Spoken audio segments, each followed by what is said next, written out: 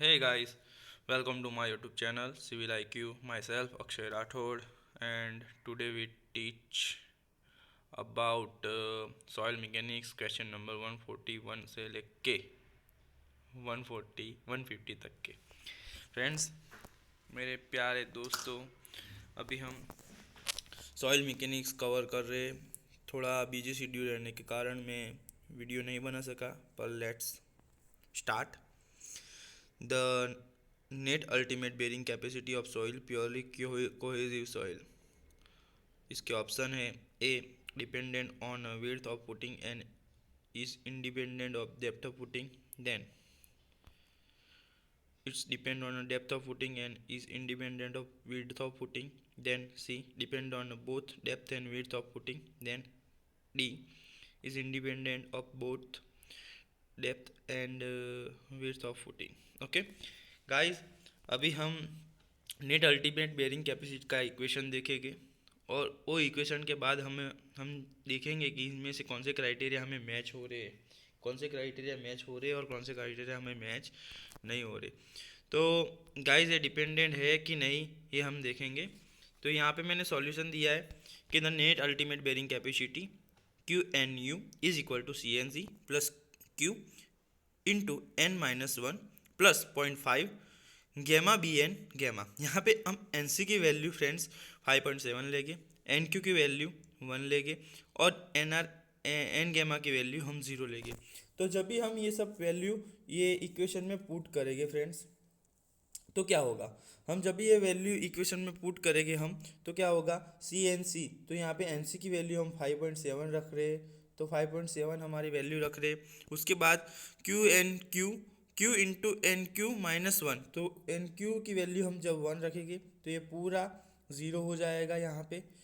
और जब भी हम एन एन गैमा की वैल्यू 0 रखेंगे तो ये इक्वेशन भी हमारा 0 हो जाएगा। तो हमारी वैल्यू क्या होगी, Q N U is equal to 5.7 into C, ये हमारी वैल्यू होगी। तो फ्रेंड्स, ये वैल्यू होने के कारण हमारा क्वेश्चन है वो नहीं डेप्थ पे नहीं विड्थ पे डिपेंड रहेगा, यो सी की वैल्यू पे डिपेंड रहेगा। ओके, यानी कि it is independent of both depth and width of footing. That's why 141 में हमारा आंसर आएगा D. Okay, D is the right answer for question number 141। Then next 142, the rise of water table below the foundation influence the bearing capacity of soil mainly by reducing। तो जो हमारा water table rise करता है उसमें foundation होता है influence by the bearing capacity of soil mainly by reducing.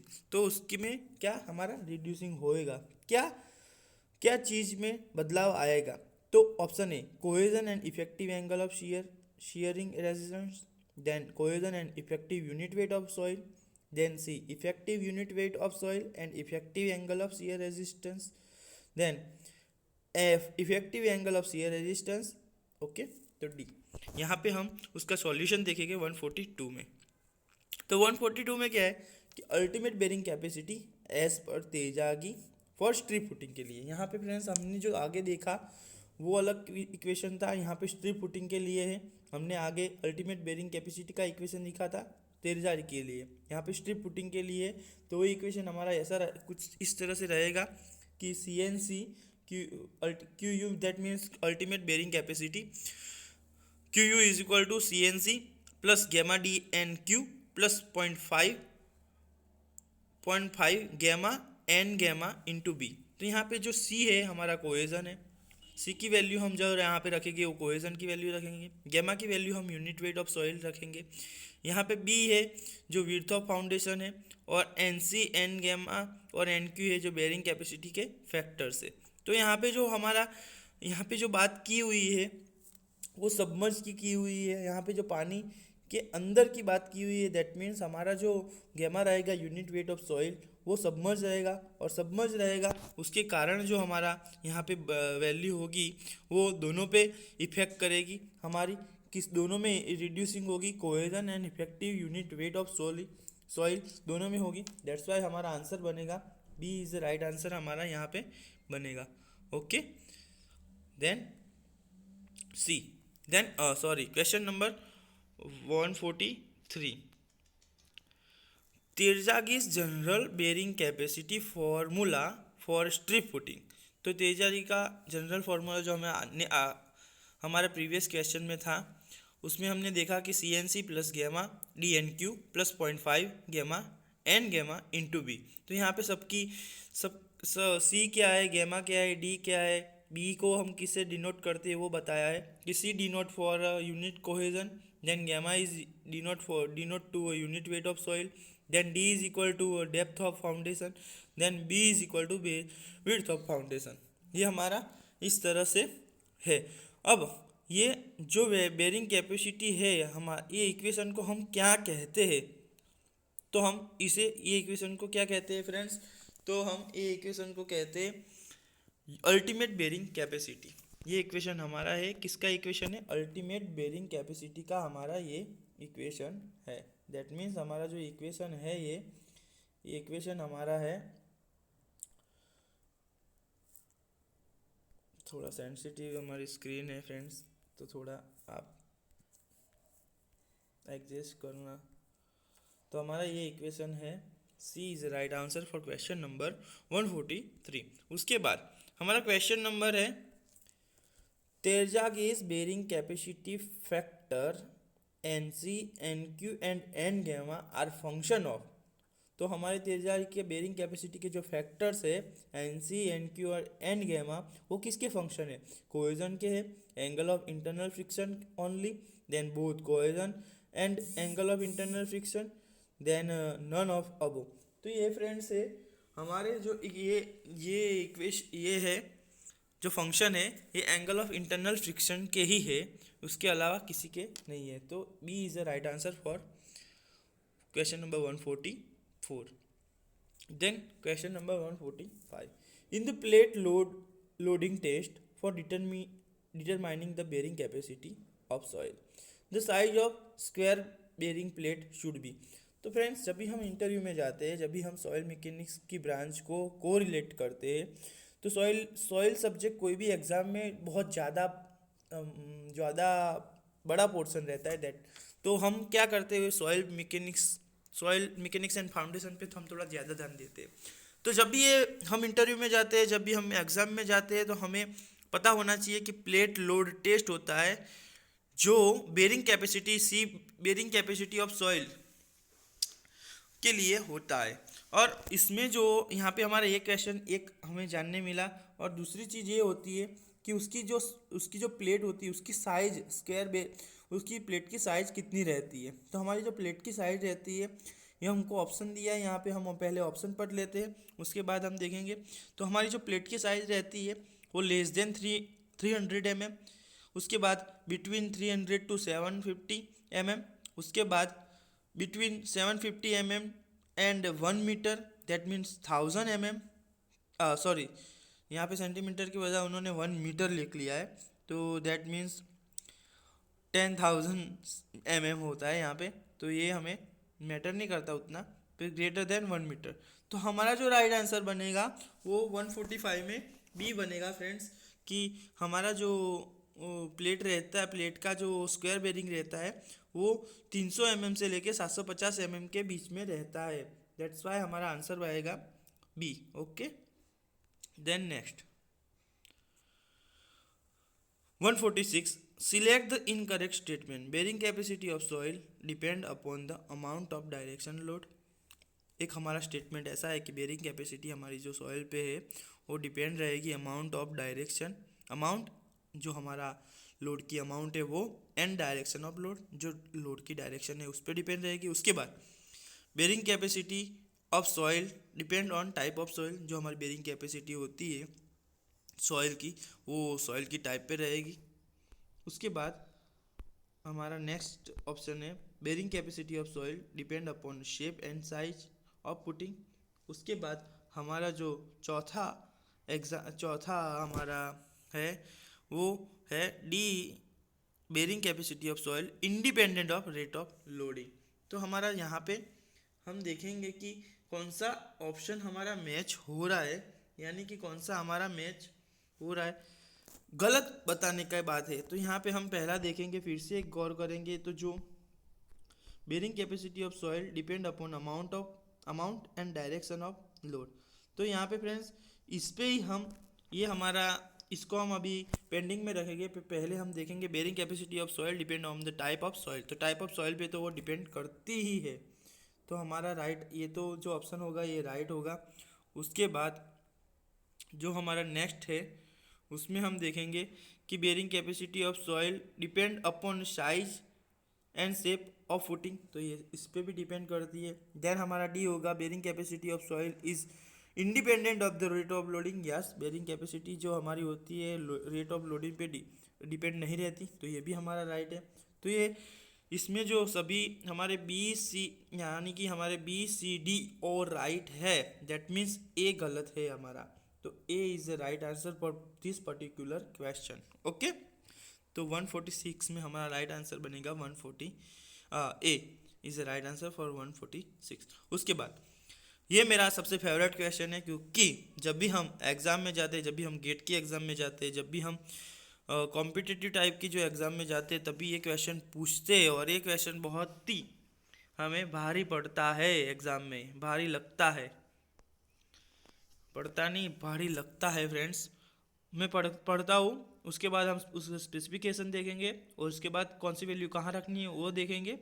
तो a 600 mm square bearing plate settle by 15 mm in plate load test. Plate load test के दौरान 600 mm स्क्वायर बेरिंग प्लेट होती है जो वो 15 mm सेटल होती है in cohesionless soil. Cohesionless soil बताई हुई है, कोहेजिव नहीं बताई। ये ज़्यादा मैटर करता है। जब भी हम कोहेजिव पढ़ते हैं तो हमारा इक्वेशन डिफरेंट होता है फॉर कोहेजन लेस से। तो ये ज़्यादा देखना है। उसके बाद टोटल लोड की इंटेंसिटी है जो 0.2 न्यूटन पर mm स्क्वायर है। उसके बाद the settlement of the prototype of solo footing 1 metre square under the same intensity of loading. तो यहाँ पे हमको सभी चीज़ देख चुके हैं। हमारी इंपॉर्टेंट चीज़ कौन सी है मैं आपको बता देता हूँ। सबसे पहले हमारा इक्वेशन है for non that means cohesion less soil के लिए ये इक्वेशन लगेगा। कोहेजन लेस सॉइल को हम सैंडी सॉइल भी बताते हैं, सैंडी सॉइल जैसी। तो इक्वेशन में ये याद रखना है, S F by S P is equal to B F into B P plus 0.3। उसके बाद नीचे B P into B F plus 0.3, फिर उसका होल स्क्वायर लगेगा। इसमें गलती मत कीजिएगा, गलती से भी तुम यहाँ पे स्क्वायर लगा दोगे, यहाँ पे स्क्वायर लगाओगे, आपका पूरा आंसर गलत हो जाएगा। तो ये बहुत ही केयर रखना है। ओके, देन नेक्स्ट यहाँ पे आपको जो वैल्यू दी हुई है एस एफ की वैल्यू दी हुई है, S F settlement of footing 15 mm। Okay, जो प्लेट लोड के दौरान जो प्लेट लोड होता है उसके दौरान जो हमारा सेटलमेंट होता है वो 15 mm है। उसके बाद प्लेट एस पी हमें फाइंड करना है। बी एफ हमें width of foundation in metre में कन्वर्ट कर देना है। तो हमें दिया था 600 mm, उसको हम मीटर में कन्वर्ट करने के बाद 0.6 मीटर बन गया। उसके बाद विड्थ ऑफ प्लेट हमें बताई हुई है जो 1 मीटर बताई हुई है।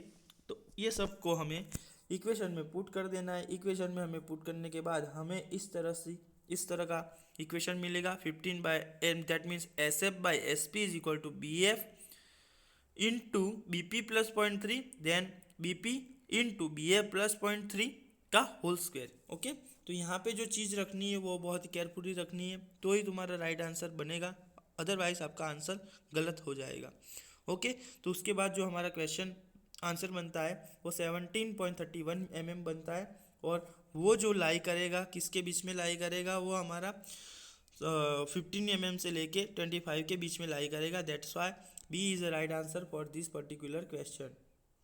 क्वेश्चन नंबर 147 में B is the right answer. Okay, then next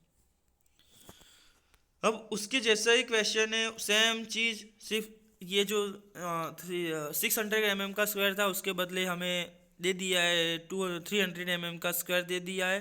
और बाकी सब चीज़ ऐसे की ऐसे रखनी है। और कोहेजिव सॉइल बोल दिया है कोहेजन लेस की बदले की जगह पे।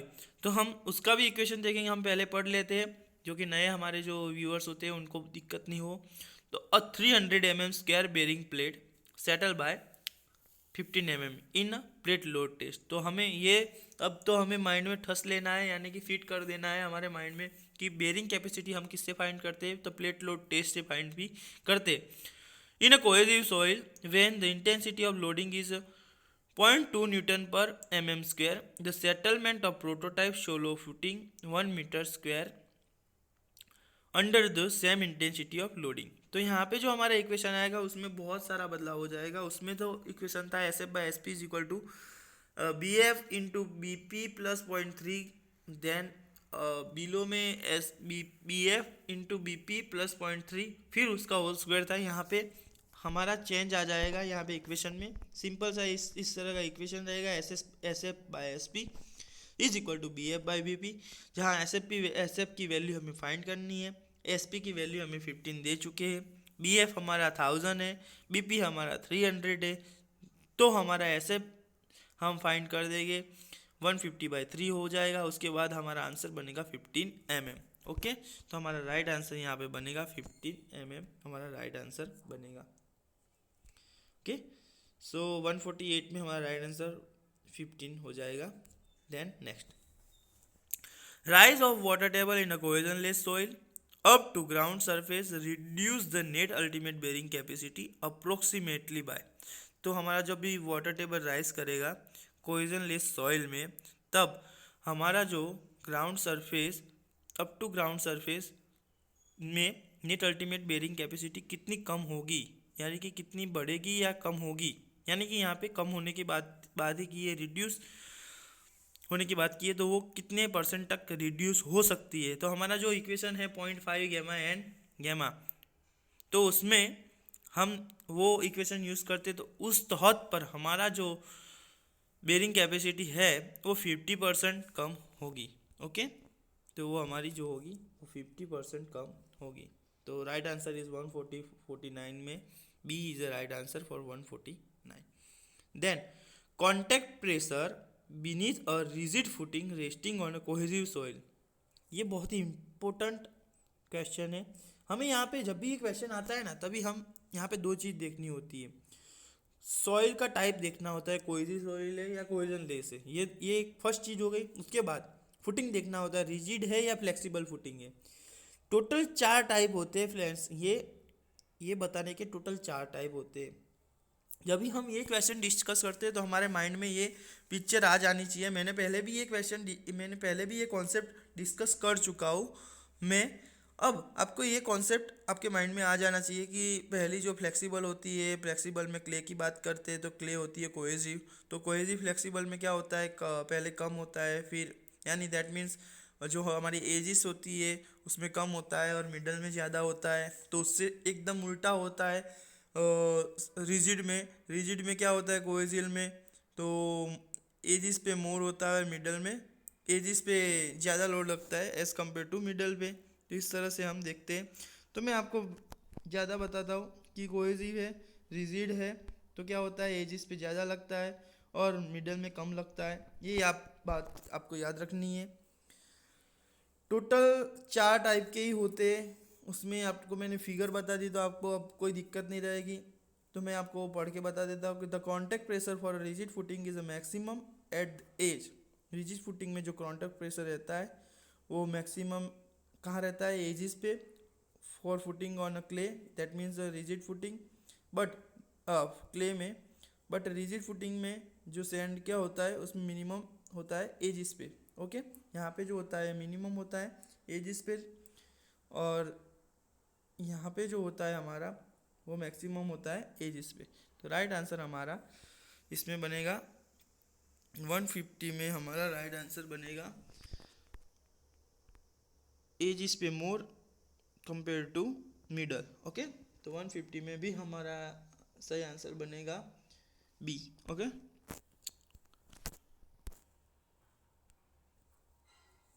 B is the right answer for this question. Thank you friends watching my video.